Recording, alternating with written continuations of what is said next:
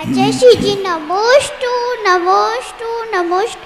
आचार्य जी सब लोग कहते हैं कि भगवान जी बच्चे की बात जल्दी सुन लेते हैं। आचार्य जी आपको पता है कि सब लोग हम सभी छात्र रोज प्रार्थना करते थे कि आचार्य जी चंद्रगिरी जल्दी से आ जाए। आचार्य जी क्या भगवान जी हमारी प्रार्थना सुनेंगे?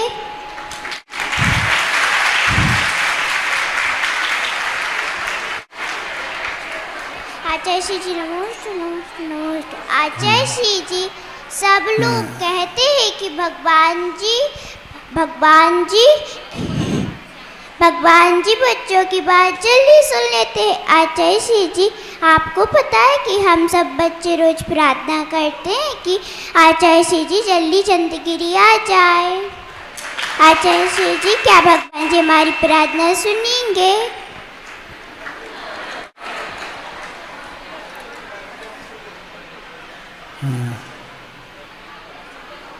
छोटी सी बालिका बोल रही है, उसके बोल तो सुनने में आ रहे हैं, किंतु संक्षेप में उसका क्या आशय है,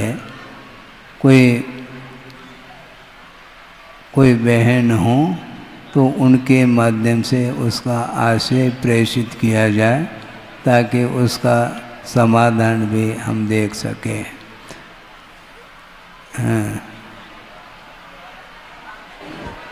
क्योंकि बहुत विस्तार के साथ बोलती हैं और काफ़ी स्पीड से बोल रही है। बोल तो हमें आवाज़ तो आ रही है, किंतु भावों को प्रेषित करने के लिए आचार्य महाराज उसका भाव है कि भगवान बच्चों की बहुत जल्दी सुनते हैं। अच्छा। और हम भगवान से रोज प्रार्थना करते हैं कि आचार्य श्री जी हमारे चंद्रगिरी आ जाए। अच्छा। तो क्या भगवान हमारी इस प्रार्थना को सुनेंगे? क्यों नहीं सुनते? बिल्कुल सुनते हैं और वो बुला भी सकते हैं, और बुलाने से ही यहाँ पर आप लोग आए हैं, ऐसा मैं मानता हूँ। उतने दूर से यात्रा करते हुए आप यहाँ तक आ गए, और यहाँ पर इस परिसर में जो भी आप लोगों ने पढ़ा, अध्ययन किया, वो सारा सारा उसको शब्द रूप देते हुए और कौशल के साथ जो प्रस्तुति यहाँ पर दी गई है, वो सारा का सारा विषय बिना पुरुषार्थ के, बिना आस्था के, बिना समर्पण भाव के संभव नहीं है। और बहनों के द्वारा ये जो प्रशिक्षण बालिकाओं के लिए जो दिया गया है, इसमें काफ़ी श्रम किया है, और श्रम करने से आत्मा का विकास हर क्षेत्र में होता है, हो सकता नहीं, किंतु समीचीन पुरुषार्थ करने से और सारा सारा फल परिणाम आपके सामने आ रहा है। इसलिए इसी प्रकार चाहे वह चौथी कक्षा की बालिका हो, छात्रा हो, अथवा 10वीं, 11वीं, 12वीं की हो, अपने अपने क्षमता के अनुरूप, कोर्स के अनुरूप उन कलाओं को आत्मसात किया है, और प्रस्तुत बहुत ही अच्छे ढंग से प्रस्तुत किया है। इसलिए ये उम्मीद नहीं, पूरा का पूरा विश्वास है, जिस लक्ष्य को लेकर के आप लोग अध्ययन कर रहे हैं और जो धार्मिक संस्कार निरंतर आप लोगों को मिल रहे हैं। मैं बहुत गौर से सुन रहा था कि यहाँ तक कि अशुभोपयोग, शुभोपयोग और शुद्धोपयोग की भी चर्चा आप लोगों ने की है। हमें बहुत प्रसन्न इसलिए है क्योंकि हमारा वह है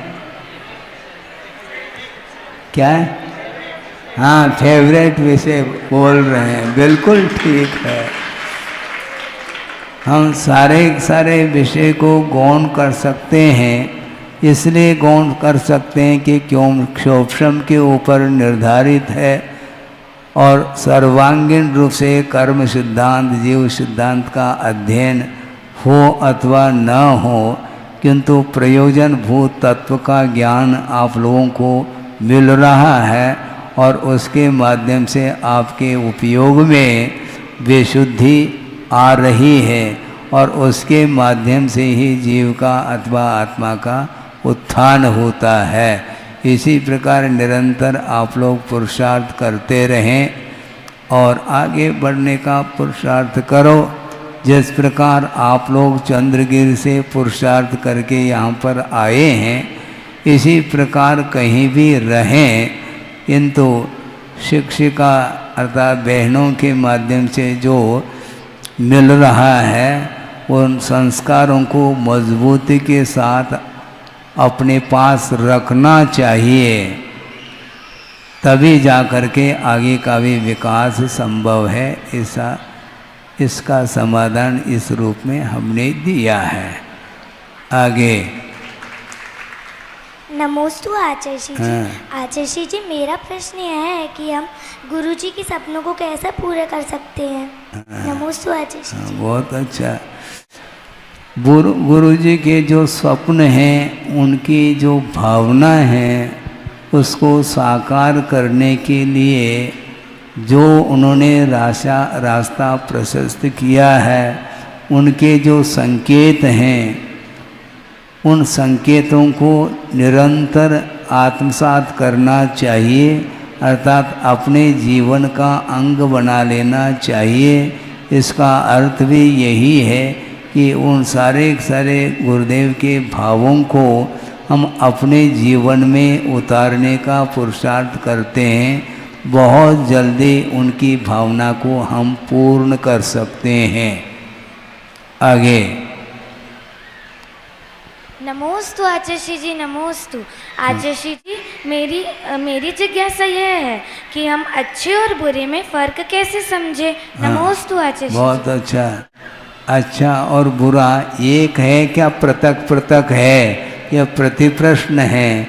यदि दो है तो दोनों का स्वरूप भी भिन्न भिन्न ही होता है।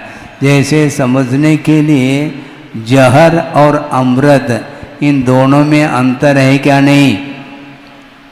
जो अंतर है वही अच्छाई में और बुराई में भी अंतर है, क्योंकि जहर हमेशा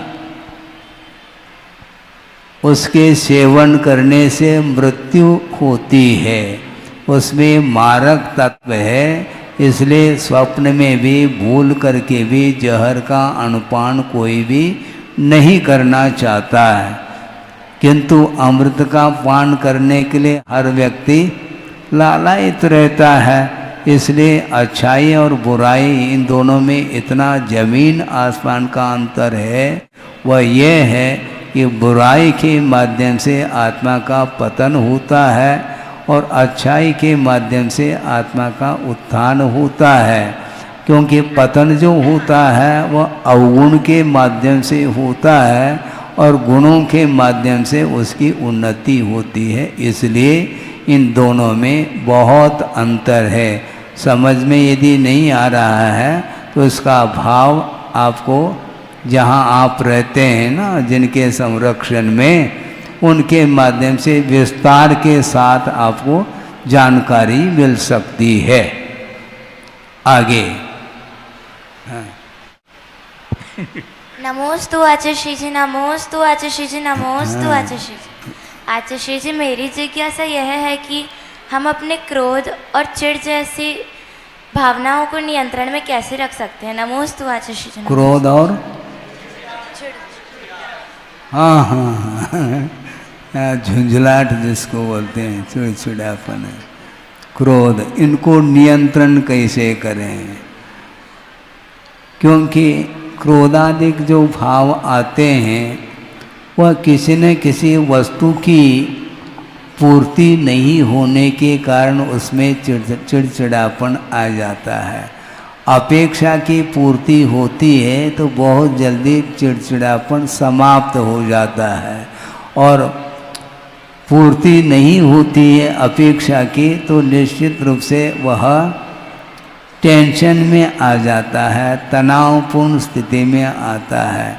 क्योंकि प्रत्येक व्यक्ति के भीतर अपेक्षा किसी न किसी वस्तु को लेकर के बनी रहती है, इसलिए उसको प्राप्त, जब तक वह प्राप्त नहीं होता, जब तक इच्छा की पूर्ति नहीं होती, तब तक वह असंतुष्ट रहता है।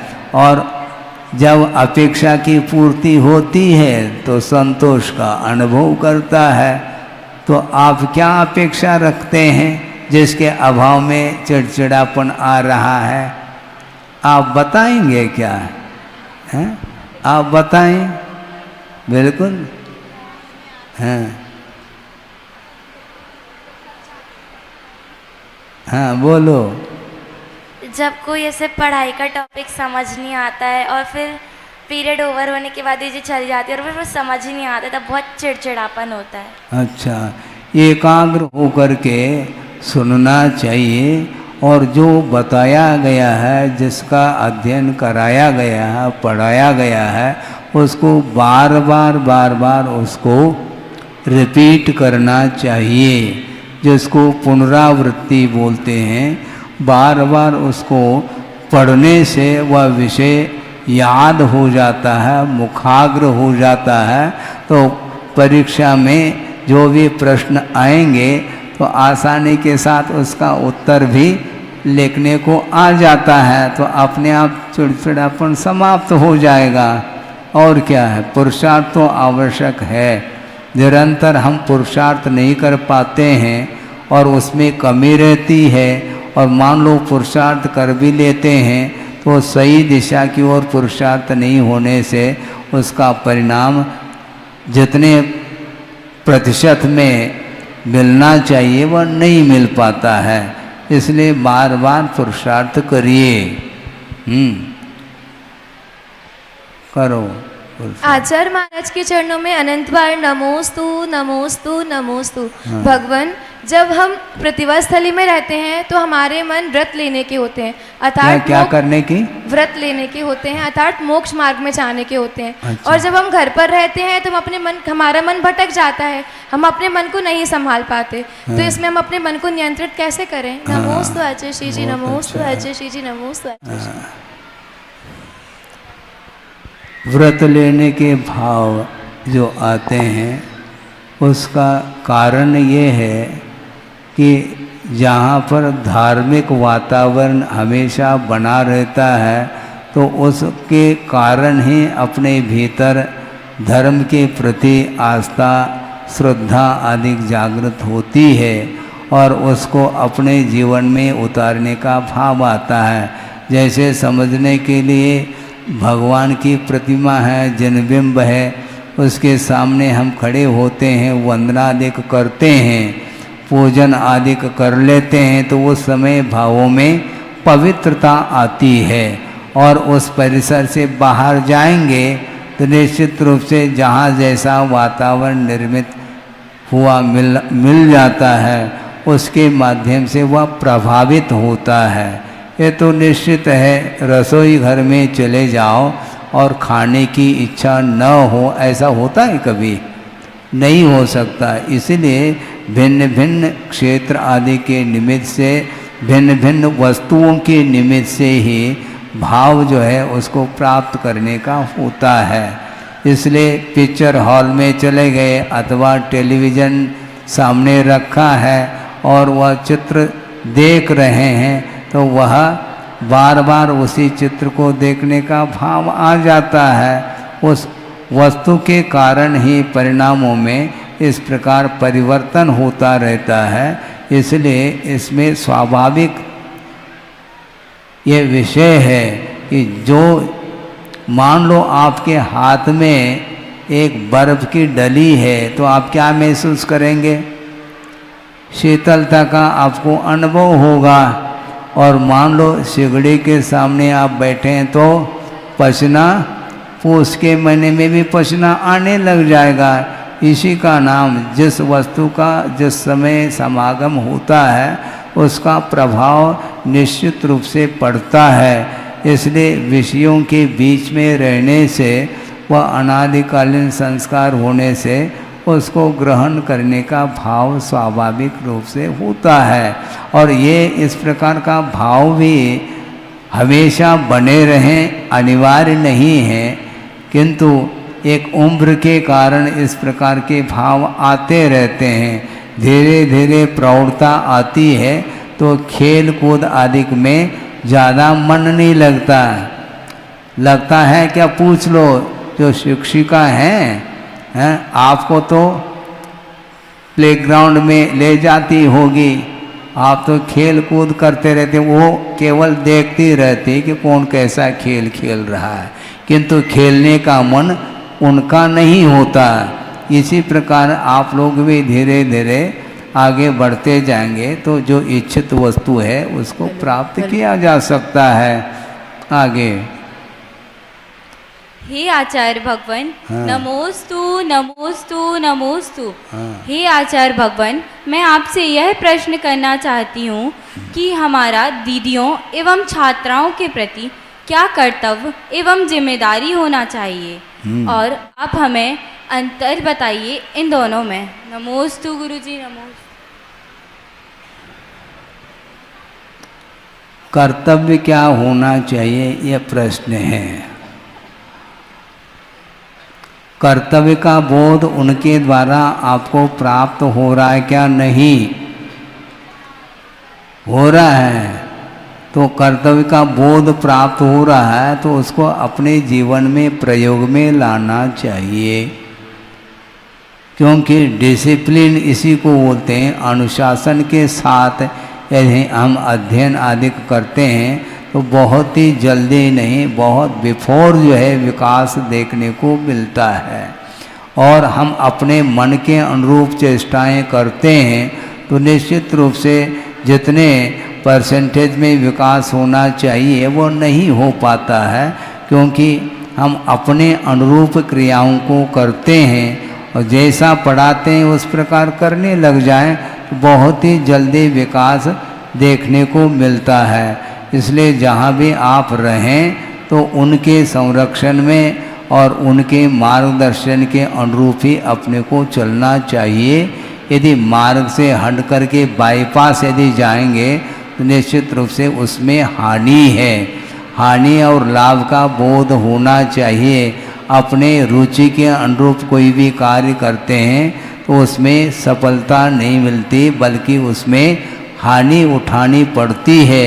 इसलिए अपने क्षेत्र में आप सफलता का अनुभव करना चाहो तो निश्चित रूप से जिस प्रकार पढ़ाया जा रहा है, जिस प्रकार प्रशिक्षण दिया जा रहा है, जिस प्रकार संस्कार दिए जा रहे हैं, उनके अनुरूप ही अपने को चलना चाहिए। इसके माध्यम से ही जीवन की उन्नति होती है।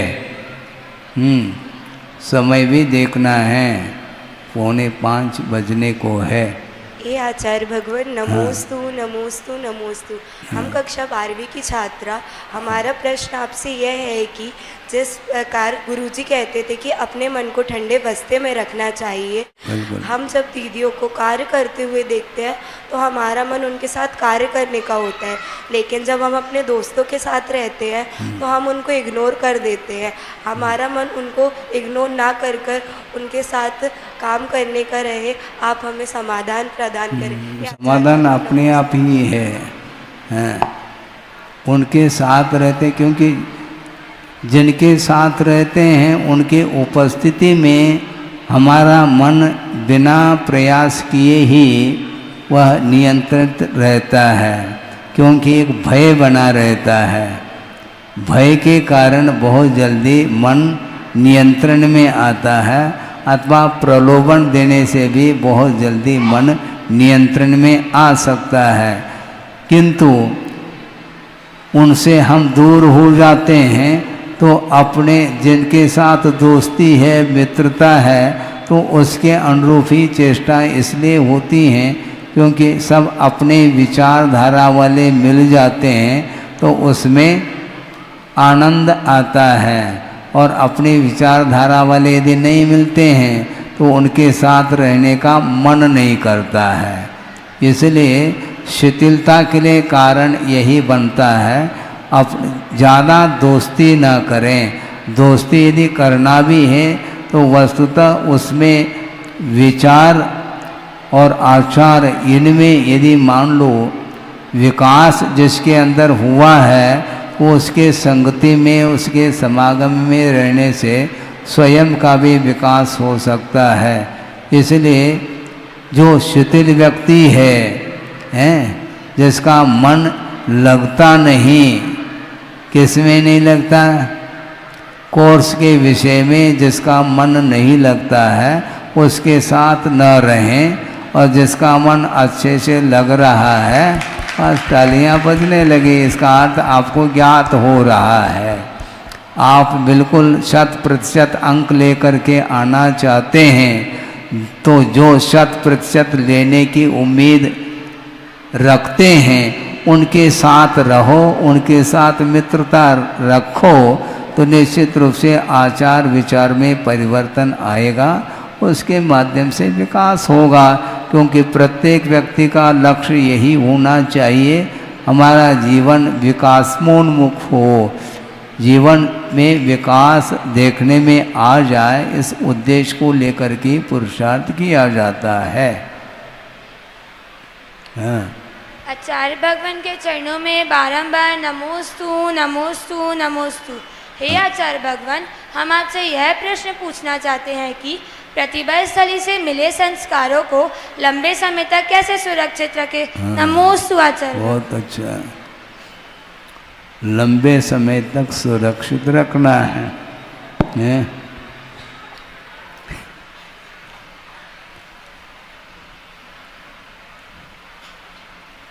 जल्दी से वो संस्कार डिस्चार्ज क्यों होते हैं, जल्दी जल्दी चार्जिंग करने की आवश्यकता क्यों पड़ती है। इससे स्पष्ट है हमारा ध्यान उस तरफ नहीं रहता है। हम बैठे तो रहते हैं उसी परिसर में, किंतु वो जो पढ़ा रहे हैं, जो सिखा रहे हैं, उस ओर पूर्णतः हमारा ध्यान नहीं रहता है। एकाग्रता अर्थात स्थिरता के अभाव में निश्चित रूप से हमारे संस्कार बहुत जल्दी डिलीट हो जाते हैं। हमने कई बार ये अनुभव किया है, किसी भी विषय पर कोई विषय हम प्रस्तुत करते हैं तो वह विषय समझ में तो आता है, किंतु वह प्रयोग नहीं करने के कारण बहुत जल्दी वह विस्मृत हो जाता है, बहुत जल्दी विस्मृत होता है। कितने जल्दी, पानी में आप रेखा खींच दो तो रेखा देखने में नहीं आती, एक तरफ से खींचते ही चले जाओ और वह साथ साथ वह रेखा मिटती जाती है। उसी प्रकार हम सुन तो रहे हैं किंतु लगनशीलता के साथ नहीं सुनते हैं और उसको अपने जीवन में उतारने के लिए निरंतर हम प्रयोग नहीं करते हैं। हाँ, प्रयोगशाला है कि नहीं आपके यहाँ? थियोरेटिकल अलग है और प्रैक्टिकल, यही शब्दों के प्रयोग करते होंगे आप लोग। हाँ बिल्कुल, प्रयोग के बिना जीवन का विकास नहीं होता है, बल्कि गुरुदेव ने ये कहा है जो पढ़ने में आता है विषय उसको प्रयोग करने के लिए ज़्यादा समय देना चाहिए। होमवर्क, स्कूल में तो हम वर्क करते हैं, पढ़ते हैं, सुनते हैं और याद भी करते हैं, किंतु घर में जा कर के और वर्क दिया जाता है, उसको हम तैयारी करते हैं, क्योंकि कभी भी प्रश्न पूछा जा सकता है और उसका उत्तर भी हमें देना है, इसलिए ध्यान में रखता है और निरंतर वह पुरुषार्थ करता है। जो ज़्यादा देर तक वह पुरुषार्थ करता है प्रयोग आदि की अपेक्षा से, वह जल्दी उसको स्मरण में बात रह जाती है। जल्दी से जल्दी भूलने का अर्थ है उसका मन लग नहीं रहा है। वह बैठा जरूर है कक्षा में, किंतु उसका मन बाहर ही जा रहा है। वह बार बार घड़ी की ओर उसकी दृष्टि जाती है कि कब क्लास छूटे और हैं, कहाँ जाना, जहाँ से आए वहाँ जाना है। तो ये बात उसके अंदर हमेशा बनी रहती है। प्राय करके बच्चों का यही मन करता है कि आते तो हैं शिक्षा लेने के लिए, किंतु मनोरंजन आदि की ओर उसकी दृष्टि बनी रहती है। ये उम्र के कारण ऐसा होता है, धीरे धीरे ज्ञान का विकास होता है तो मनोरंजन की मात्रा, उसका अनुपात कम हो जाता है। फिर बाद में ये कहने की आवश्यकता पड़ती है कि थोड़ा बहुत दिन भर पढ़ते रहते हो, थोड़ा बहुत सोया करो, ऐसा भी कहना पड़ता है उसको, क्योंकि लगनशीलता ज़्यादा पढ़ने की ओर दृष्टि उसकी हो रही है।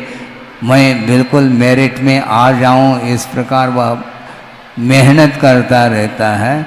इसलिए उसको मनोरंजन अच्छा नहीं लगता, क्योंकि ज़्यादा से ज़्यादा हमें अंक लेना है। और जो मनोरंजन में ज़्यादा मन जिसका लगता है खेल कूद में, वह उसमें अंक सबसे ज़्यादा लेकर के आता है। क्योंकि जिसमें, जिस पेपर में, जिस विषय में रुचि ज़्यादा रहती है, उस विषय में ही पूरे रूप से उसकी निपुणता आ जाती है। इसलिए ये सारा विषय स्वयं की इच्छा के ऊपर ही निर्धारित है। बहुत जल्दी डिलीट जो हो जाता है वो अस्थिरता के कारण होता है। इसलिए मन को स्थिरता के साथ वह उस विषय को पढ़ना आदि करना चाहिए। बस ठीक है। अब प्रश्न हो गए आपके। अब उत्तर पेपर है, उत्तर भी लिख लिया आपने, प्रश्न भी पूछ लिया और संक्षेप में उत्तर भी मिल गया। और विशेष रूप से उत्तर चाहो तो हमने पहले ही कह दिया, जहाँ पर आप रहते हैं उनसे उत्तर बिल्कुल डिटेल विस्तार के साथ आपको मिल जाएगा। हाँ, पूरा का पूरा पेपर एक ही प्रश्न में भर जाएगा। ठीक है। हाँ, बस आगे चलो। परम पूज्य गुरुदेव के चरणों में हम सभी निवेदन करते हैं कि आचार्य महाराज जी, तो छात्राओं की समस्याएं थी जिनका आपने समाधान किया। हाँ। पर हमारी जो समस्याएं वो तो आप समझते हैं। हाँ। तो आप स्वयं ही हमें समाधान दीजिए कि हम अपने कर्तव्यों को अच्छे से पालन करें। नहीं, पालन करें नहीं, आप पालन कर रहे हैं। हाँ। क्योंकि समस्या का समाधान गुरुदेव ने दिया है, जो नियमावली है वो आपको ज्ञात है, उसके अनुरूप चलने की आवश्यकता है। सारे समस्याओं का समाधान आपको मिल चुका है। क्योंकि हमारा संक्षेप में इतना ही कहना है, जब गुरुदेव ने पूरा आगम ही आपको पिला दिया है तो हमारे लिए पिलाने के लिए कुछ शेष रहा ही नहीं। इसलिए अब समस्या नहीं रह सकती, समस्या का समाधान मिल चुका है।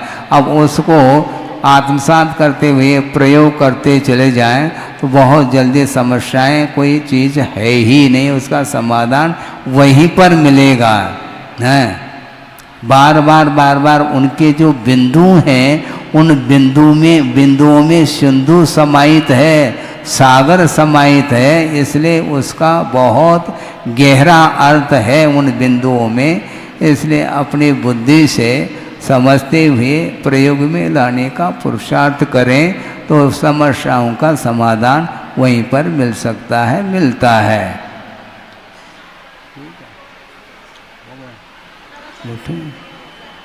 बोधि समाधि परिणाम सिद्धि स्वात्मोपलब्धि शोक सिद्धि चिंतामणिम चिंतित वस्तुदाने स्वाम वंदमानस्य ममास्तु देवी।